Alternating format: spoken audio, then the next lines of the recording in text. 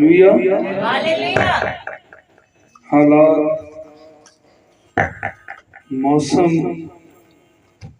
वाकयात, पौलुस कहता है कोई भी हमें अपना प्यार खुदा को दिखाने के लिए रोक नहीं सकता। ना हालात, ना आपकी परेशानियां, ना आपकी कमियां, ना वो दुख जो इंसान होते हुए हर शख्स को बर्दाश्त करने पड़ते हैं। पौलुस कहता है कोई भी ऐसी कंडीशन हमें रोक नहीं सकती। हालेलुया। जब शाम को हम निकले तो पास साहब एक बात मैं शेयर कर रहे थे और वो ये कह रहे थे, खुदा कहता है तूफान होंगे तो मैं थमाऊंगा ना, जब होंगे नहीं तो थमाऊंगा कहां से। तो जब हम वहां से आ रहे थे तो मौसम हमें भी खतरनाक लग रहा था।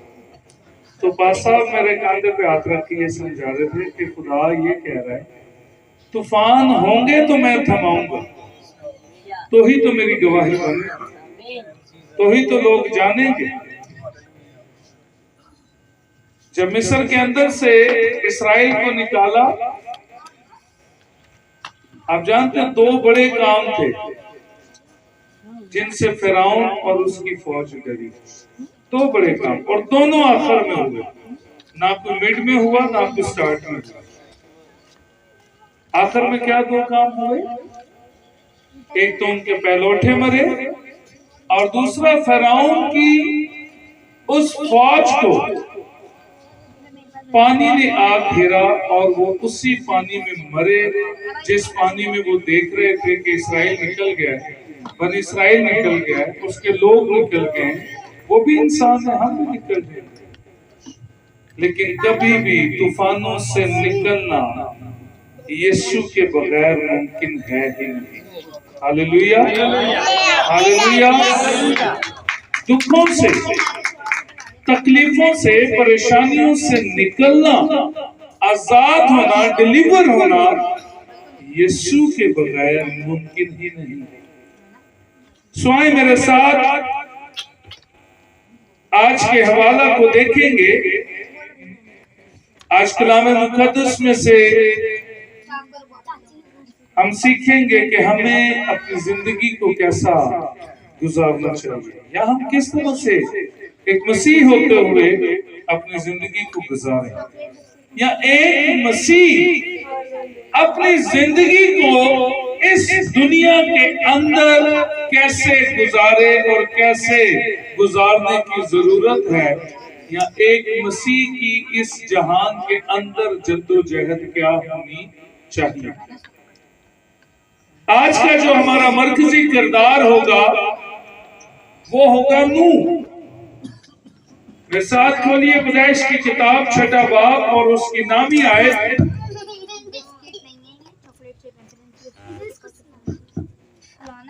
यहाँ लिखा है कि नूह का नसबनामा यह है कि नूह मर्द रास्तबाज और अपने जमाना के लोगों में बेऐब था, और नूह खुदा के साथ साथ चलता था। खुदा का पाक कलाम पढ़ा और सुना जाना हम सब के लिए बाइस से बरकत हो।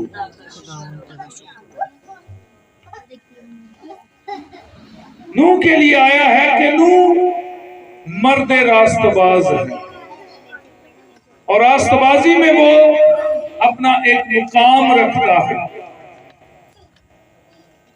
खुदा के साथ चलने में वो एक मुकाम रखता है,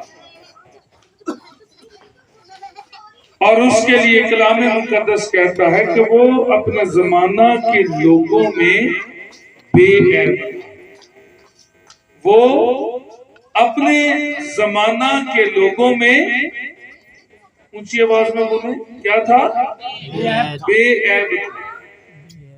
उसमें गुनाह नहीं था। अब जब वो इस दुनिया में अपनी जिंदगी को गुजार रहा है तो खुदा ने एक कहानी उसके साथ मुंसलिक की अब उसकी जाती जिंदगी के साथ एक बेजान चीज को जोड़ा गया और वो उस कश्ती के लिए है जिसका हुक्म खुदा ने उसे दिया कि तू एक कश्ती बना। इस दुनिया के अंदर रहते हुए हमें इस बात को समझना और जानना बेहद जरूरी है कि अगर मैं रास्तबाज हूं, अगर मेरा ईमान खुदा पर है और अगर मैं एक मजबूत और रूहानी कलीसिया के साथ मुंसलिक हूं। आपने गौर किया होगा मैंने कहा रूहानी कलीसिया के साथ। आज फेसबुक पे बहुत सारी कलीसियां आप भी देखते हैं, रोज नित नए काम, जो सिर्फ 4 दिन बाइबल उर्दू ट्रांसलेट पढ़ लेते हैं ना, वो नए नए काम कर रहे होते हैं। कोई टिश्यू से गिरा रहा है, कोई कुछ गिरा रहा है। पॉसिबल नहीं है कि ऐसे काम करने वाला उसके पास यीशु की गवाही। रूहानी कलीसिया का रुकन होना, बाइबल मुकद्दस का जब आप मुताजा करें तो नए अहद से लेकर पुराने अहद से लेकर नए अहद तक हमें एक चीज मिलती है और वो है खुदा की आग जो आसमान से उतरती है। आज वो मसीह नाकाम रहता है जिसके पास खुदा की वो आग, वो डिवाइन फायर उसके पास नहीं है कि वो अपनी मुश्किलों पर, अपनी परेशानियों पर, अपने दुखों पर, अपनी तकलीफों के ऊपर, अपने हालात के ऊपर, अपनी परेशानियों के ऊपर उसको मांगे। आज मैं आपके साथ ये बात शेयर करना चाहता हूं। शैतान अगर आपसे भागेगा तो वो उस आग के सबब से भागेगा, क्योंकि हिजकिय्याह 28 में लिखा है कि तू जो उन आतिशी पत्थरों में चलता था, अब खुदा ने तुझे उससे घिरा दिया है। अब उसकी ताकत और जुर्रत नहीं रही कि वो खुदा की आग को बर्दाश्त कर सके।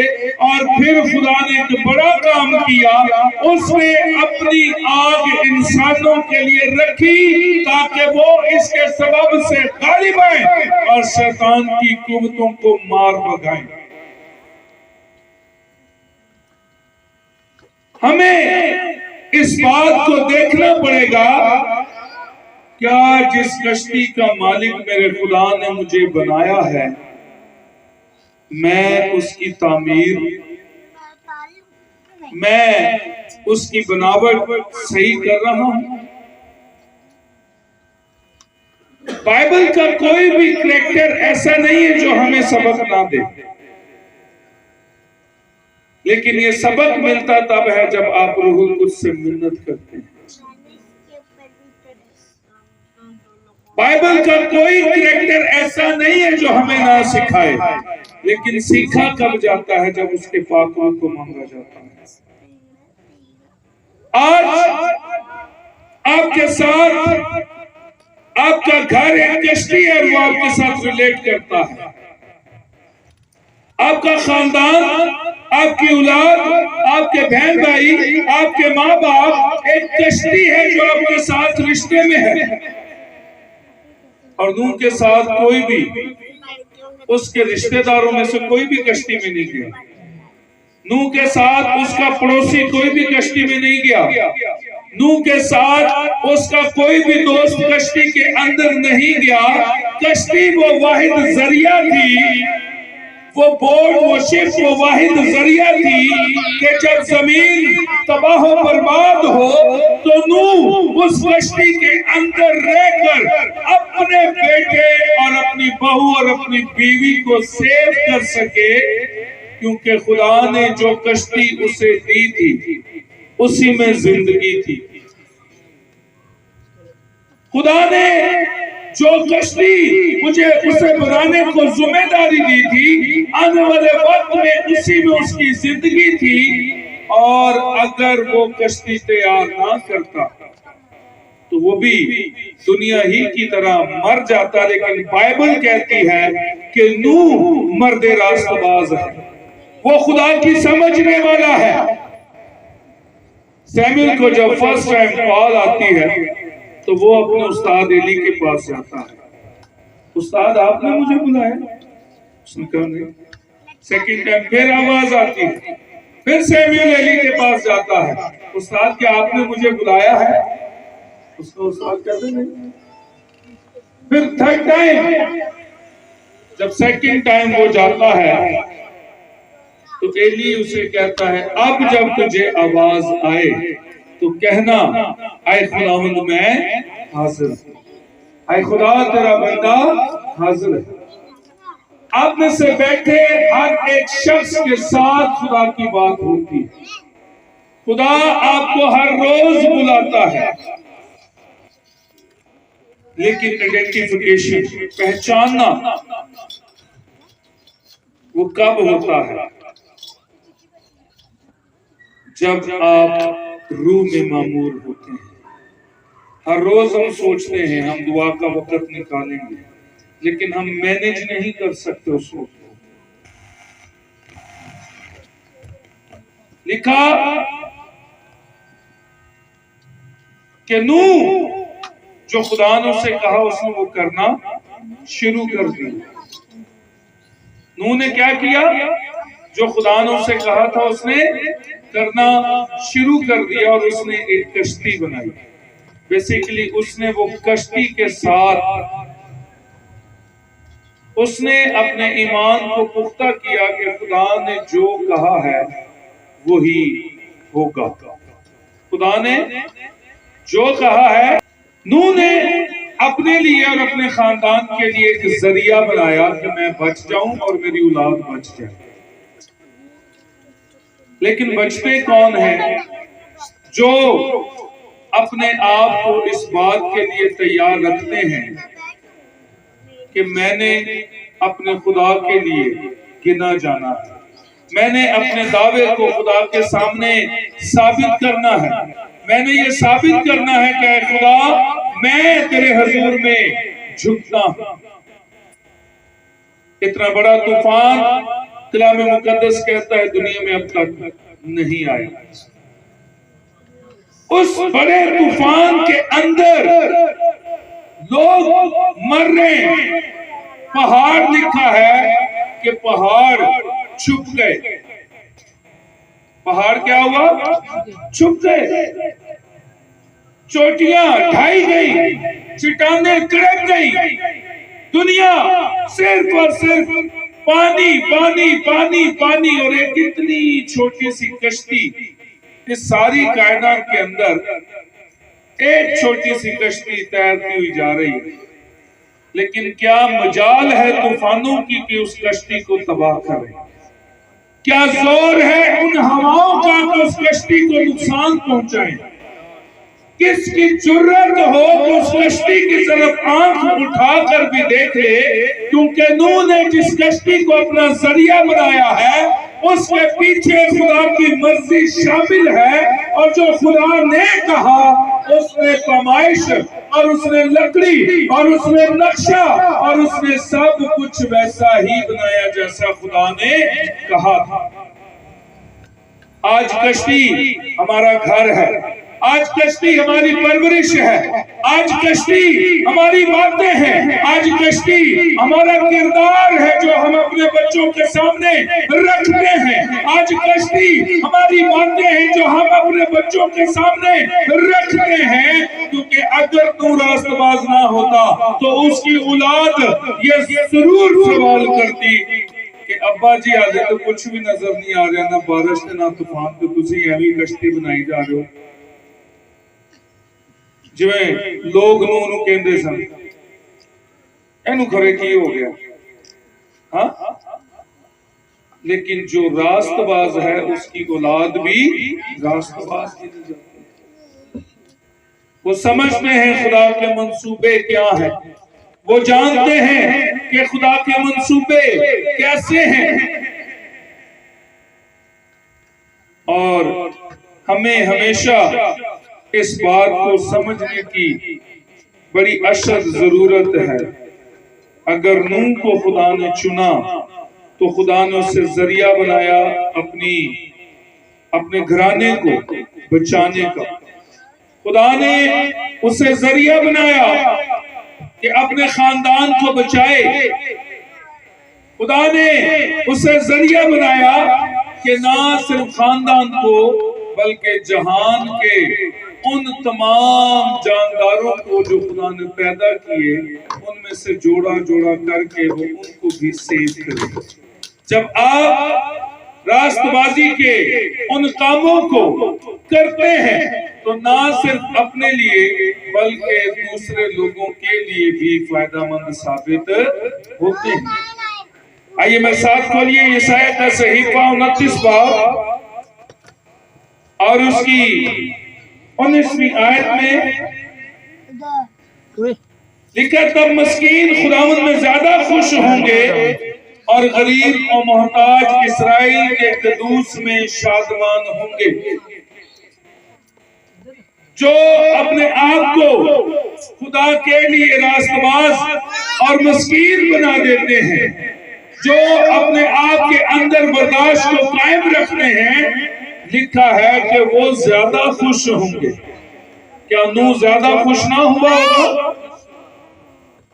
जब उसने उतरा, कश्ती खाली हुई, उसने खुश्की को देखा, चारों तरफ उसने देखा, सिवाय नूह, उन जानवरों और उसके खानदान के सिवा कोई भी इस कायनात में नहीं था।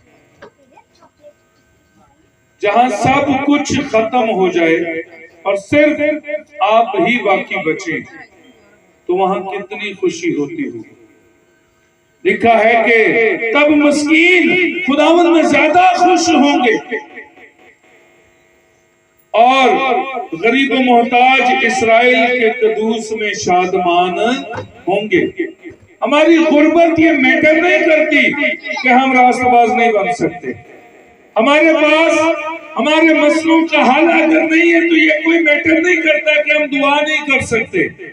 अगर हम परेशान हैं और परेशानियों के जो बड़े पहाड़ हम पर टूट रहे हैं, ये मैटर नहीं करता कि हम रोजे में नहीं झुक सकते, क्योंकि मसीह जिंदगी को कामयाब बनाने वाला वही शख्स है जो अपनी मुसीबतों में, जो अपनी परेशानियों में, जो अपने दुखों में, जो अपने हर एक रुके हुए काम को कामयाब करने के लिए दुआ में झुकता और रोजे रखता है। लिखा है कि वो इस्राएल के कदूस के हजूर में शादमान होंगे और शादमान होने के लिए आपको मर्दे रास्तबाज बनना पड़ेगा। आजाद होने के लिए आपको मर्दे दुआ बनना पड़ेगा। बहाल होने के लिए आपने अपने आप को साबित करना है कि खुदा मेरे साथ है और वो मेरे हर तरह के हालात को बदल देगा। हालेलुया, हालेलुया, ऊंची आवाज में कहेंगे हालेलुया, हालेलुया। आज अगर हम इस बात पर गौर करें कि हम अपने घर को कैसे बचा सकते हैं, हम अपनी औलाद को कैसे बचा सकते हैं। मैं साथ खोलिए यशायाह का सहीफा 32वां बाब और उसकी 8वीं आयत में लिखा है, लेकिन साहिब मुरव्वत सखावत की बातें सोचता है और सखावत के कामों में साबित कदम रहेगा। वो हमेशा सोचता है कि किसकी मदद की जाए। उसके पास अगर कोई आए तो वो ये सोचता है कि इसकी हेल्प कैसे की जाए, और वो ऐसी ही बातें सोचता रहता है, क्योंकि जब हम खुदा के साथ चलते हैं तो फिर हमें अच्छे काम करने की तलकीन और अच्छे काम करने के लिए मैसेज मिलता है, और वो डायरेक्टली खुदा की तरफ से होता है। और वो कलाम जो अक्सर हम सुनते हैं कि मैं दुआ में बैठा था, मैंने रोया देखी, मुझे इस तरह से फील हुआ कि खुदा ने कुछ बात कही, वो रीमा वर्ड, वो कलाम जो खुदा डायरेक्टली आपसे करता है, फिर आपके और खुदा के राब्ते होना शुरू होते हैं। फिर ये राब्ते होना शुरू होते हैं। और मैं एक दिन इस बात को सोच रहा था कि किसी दिन हम इस बात पर सीखें, सिर्फ बदन ही का बपतिस्मा नहीं है, सिर्फ रूहुल कुद्स का ही बपतिस्मा नहीं है, सिर्फ आग ही का बपतिस्मा नहीं है, इनसे पहले भी कुछ बपतिस्मे हैं। जब हम रूह में गहरे में चलते हैं, फिर खुदा हमें बताता है हमें अपने सोचों की बपतिस्मे की जरूरत है, हमें अपने जुबान की बपतिस्मे की जरूरत है, हमें अपने किरदार के बपतिस्मे की जरूरत है। फिर जब हम पानी का बपतिस्मा लेते हैं तो वो पावरफुली हमें कामयाब करता है। फिर हमें गिराने वाला कोई भी नहीं होता, फिर गिराने वाला कोई भी नहीं होता, फिर शैतान भी आकर सोचों में काम नहीं करता, क्योंकि जब हम उससे बैप्टाइज होते हैं, जब इस बात का दावा करते हैं कि मैं जिंदा नहीं रहा बल्कि मसीह मुझ में जिंदा है, तो जब मसीह मुझ में जिंदा है तो फिर मुझ में पुरानी चीज कोई भी बाकी नहीं बचती। और जब कोई चीज पुरानी नहीं बचती तो नई इंसानियत तो है ही आदमे बाला की। फिर हम आदमे बाला की बातों को सोचते और उसके ख्याल में रहते हैं। आज अशद जरूरत है हर मसीह अपनी सोच को बैप्टाइज करे, हर मसीह अपने कैरेक्टर को बैप्टाइज करे, हर मसीह अपनी बातों को बैप्टाइज करे। फिर एक नई इंसानियत हमारे अंदर ग्रोथ करना शुरू करेगी। वो पानी का बैप्तिस्मा बाज़ वक़्त मसीह लोगों के लिए एक निशान ही है। बस हम बैप्तिस्मा ले, ठीक है, लिखा वो तालीम पाने, रफाकत रखने, रोटी तोड़ने, दुआ करने में मशगूल रहे। आपस में एक जान थी, एक सोच थे। वो लिखा है कि वो अपनी सब चीजों को बेचते और एक जगह जमा करके डिवाइड करते थे। उनकी सब चीजें एक सी थी। और फिर मैं साथ खोलिए जरा रोमियो के नाम का 8वां बाब,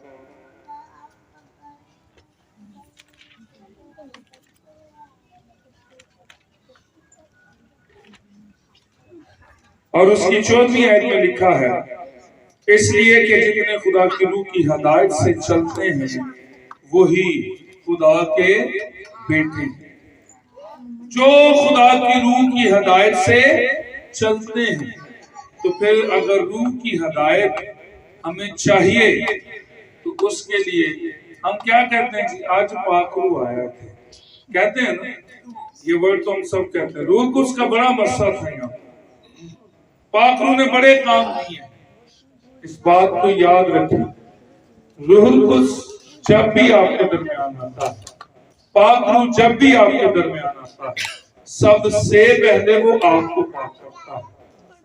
आप शायद इस बात को भूल जाते हैं कि जब पाकरू, हम ये कहते हैं पाकरू आज है, खुदा ने रूह ने बड़े काम किए, हम शायद ये भूल जाते हैं कि सबसे बड़ा काम उसने ये किया कि उसने आपको पाक किया।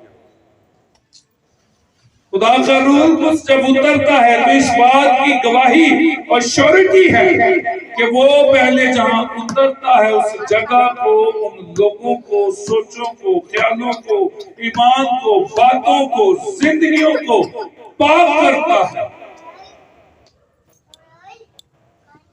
और जो खुदा की रूह की हदायत से चलते हैं वो सब क्या कहलाते हैं? जो खुदा के बेटे कहलाते हैं। खुदा फिर वो दर्जा उन्हें देता है क्योंकि खुदा उससे बात करना भी शुरू कर देता है। खुदा अपने प्लान भी बताना उससे शुरू कर देता है। खुदा इंसान की किताब 31 बाब जब पढ़े तो लिखा है तना औरत अपने आने वाले हालात को भी देख लेती है। तनावत अपने आने वाले हालात को भी देख लेती है। और मिसाल ही में लिखा है, खुदा का खौफ हिकमत का शुरू है। दनाई के लिए हिकमत का होना जरूर है, और हिकमत का आगाज खुदा के खौफ से आता है, और खुदा का खौफ पाकरू के वसीला से आता है। और जब पाकरू आपके साथ उतरता तो खुदा आपसे बातें करना शुरू करता है। तो जो खुदा आपसे गुफ्तगू करता है, फिर वो खुदा के बेटे कहलाते हैं। अगर आज इस कलाम को आप स्टोरी की तरह सुनकर चले जाएंगे, तो मैं अभी आपको बताना चाहता हूँ, ये बातें आपके लिए फायदेमंद नहीं है। अगर एक संडे स्कूल की कहानी की तरह सुनकर चले जाएंगे, तो ये फायदा नहीं देगी। एक एक बात पर जब आप अमल करने की कोशिश करेंगे, तो ये बातें आपकी जिंदगी में बड़े बड़े काम करना शुरू करेगी। हालेलुया। क्योंकि वो खुदा कहता है, मेरा कलाम कभी भी बेतासीर वापस नहीं आता, मेरा कलाम कभी भी बेतासीर नहीं लौटता वापस। और फिर जब उसका कलाम बेतासीर नहीं लौटता, तो उस कलाम में से होकर जो बातें आप करते हैं, खुदा उन्हें भी कभी भी बेतासीर नहीं होने देता, उनको कभी भी जाया नहीं जाने देता। मिसाल,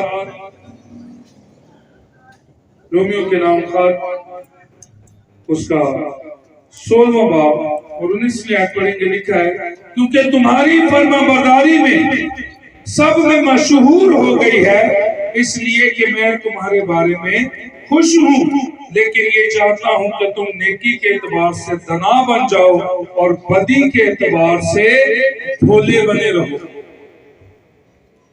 पौलुस अपने लोगों को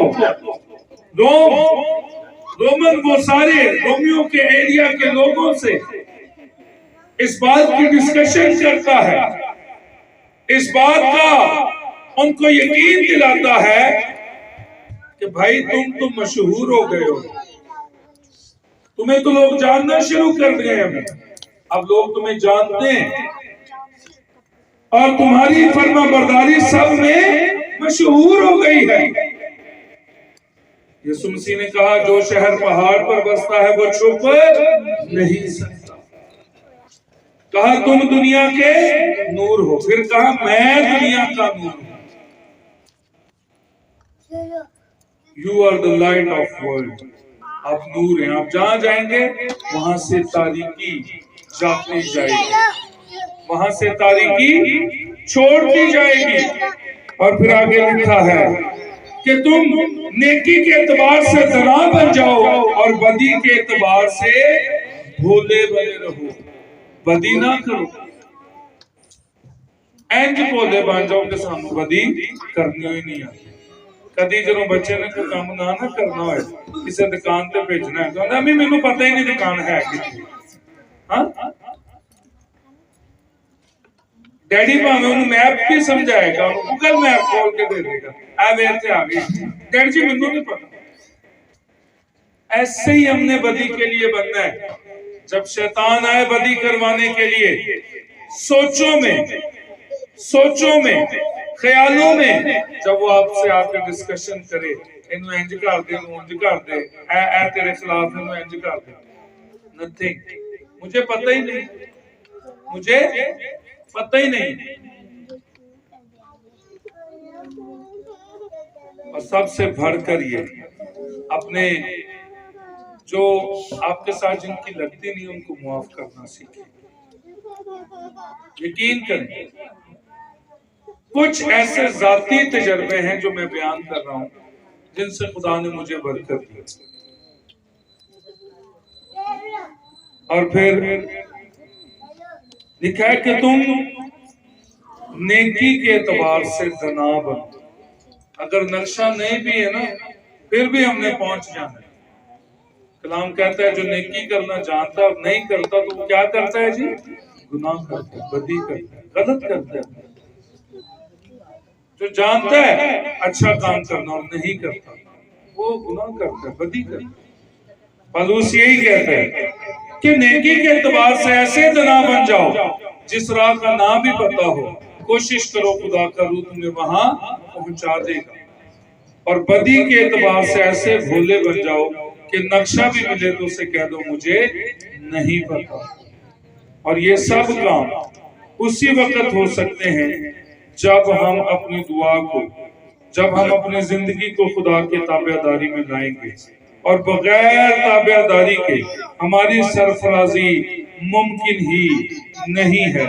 दूसरा ग्रंथियों 9 बाब उसकी 13 आयत में लिखा है, इसलिए कि जो नियत इस खिदमत से साबित हुई उसके सबब से वो खुदा की तमजीद करते हैं कि मसीह की खुशखबरी का इकरार करके उस पर ताबेदारी से अमल करते हो और उनकी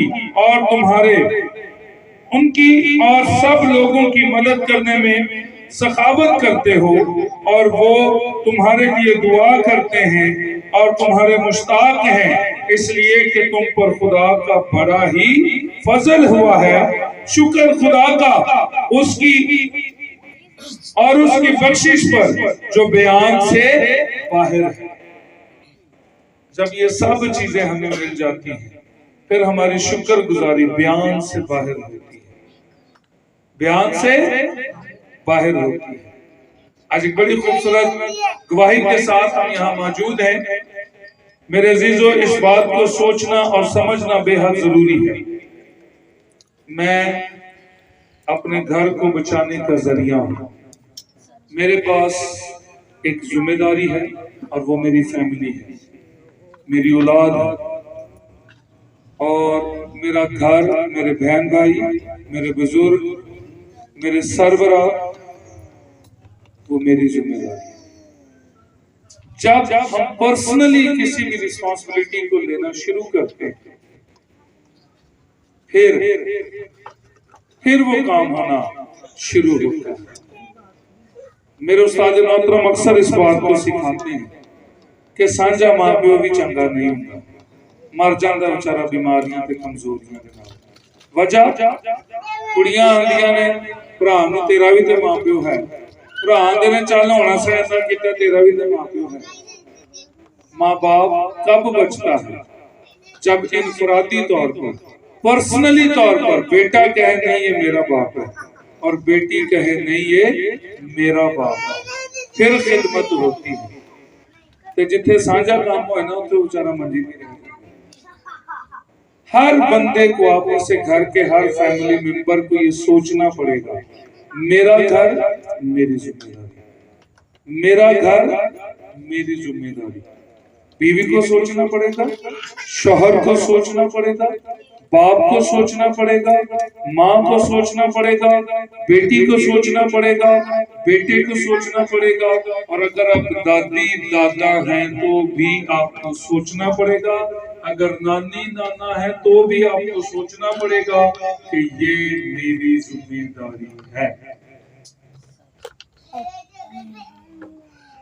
जब इब्राहिम ने इजहार को बरकत दी तो कोई उसको सर्टिफिकेट नहीं था दिया, तेरा सर्टिफिकेट है जितने जाएंगे वो खाइयों नहीं, वर्बली उसके लिए दुआ की, उसको बरकत दी।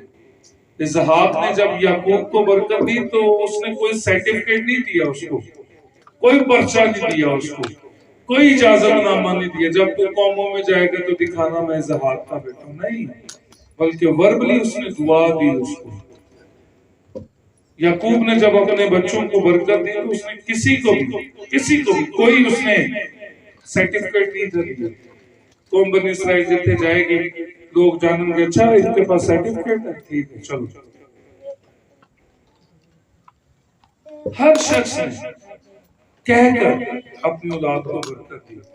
हर रोज अपने घर को, बीवी अपने शौहर को, शौहर अपनी बीवी को, माँ बाप अपनी औलाद को और औलाद अपने माँ बाप को हर रोज बरकत दिया करें।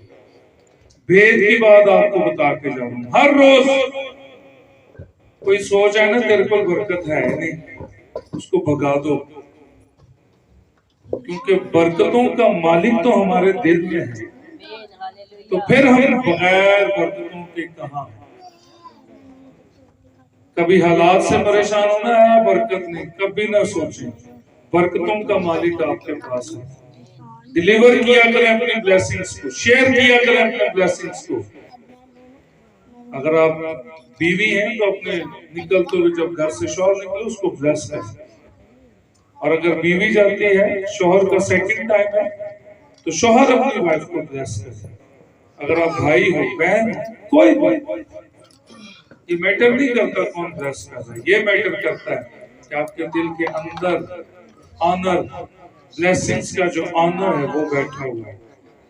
आसमान उसके नाम से खुलता है, तूफान उसके नाम से थम जाते हैं, मुश्किलें उसके नाम से चले जाती हैं, तकलीफें उसके नाम से छोड़ जाती हैं, फिक्रें यीशु नाम से शादमानी में तब्दील हो जाती हैं, ख्याल बदल जाते हैं, रंग बदल जाते हैं, घर बदल जाते हैं, हालात बदल जाते हैं, पहाड़ टूट जाते हैं, चट्टानें तिलक जाती हैं। अगर आप यीशु का नाम लेंगे, हालात बदल जाएंगे।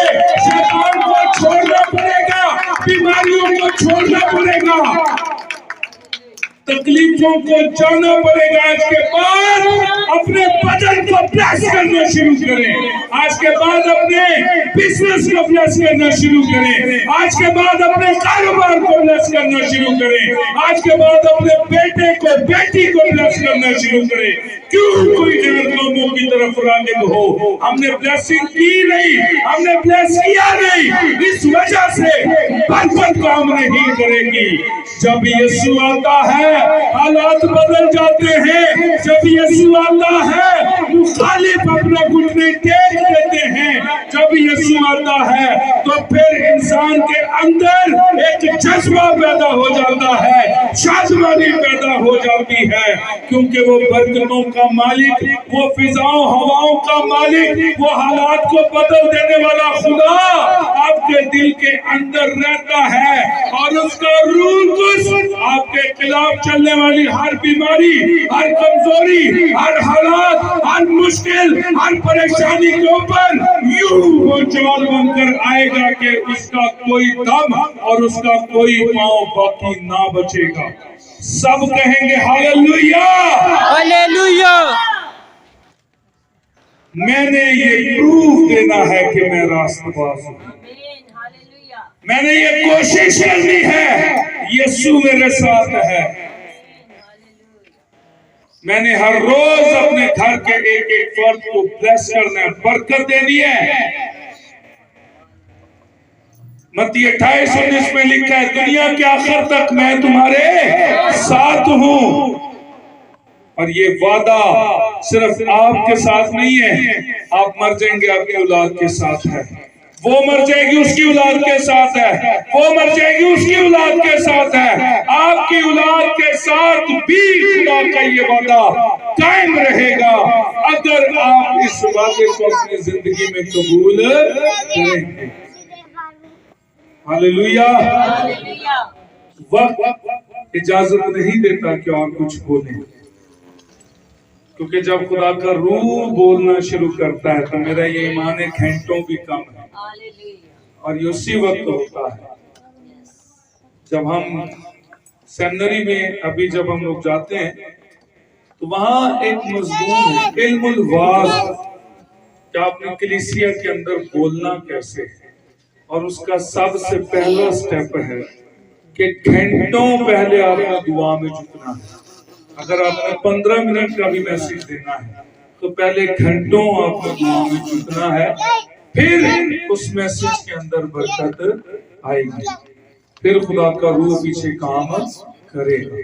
मेरा ईमान है आप में से बहुत अपने अंदर इस फैसले को कर चुके हैं कि मैं अपनी कमियों को, अपनी खताओं को, अपने घाटों को अपनी जिंदगी से निकालूंगा। आए अपने कदमों पर खड़े हो। Hallelujah, thank you Jesus. अपना दाहिना हाथ बुलंद करें,